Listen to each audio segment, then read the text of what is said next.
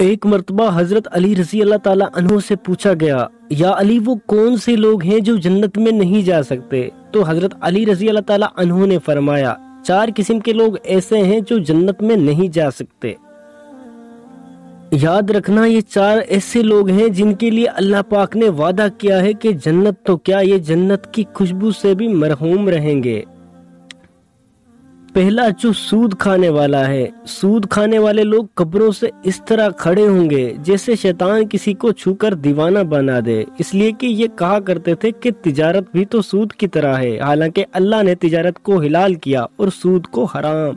دوسرا، ماں باپ کا نافرمان۔ جان رکھو کہ جب تم اپنے ماں باپ کے آگے چلاتے ہو، ان پر سختی سے بات کرتے ہو اور ان کو جھڑکتے ہو، تو اس وقت اوپر آسمان پر اللہ تعالیٰ اور اس کے فرشتے تمہیں لعنت کرتے ہیں، اور آسمان اور زمین کانپنے لگتے ہیں اور توبہ استغفار کرتے ہیں۔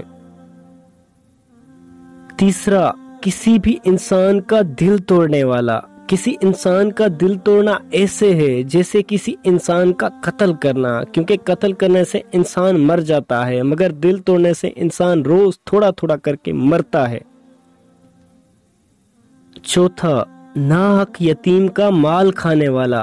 یقین رکھو کہ جو لوگ یتیموں کا مال کھاتے ہیں وہ اپنے پیٹ میں آگ بھر رہے ہیں۔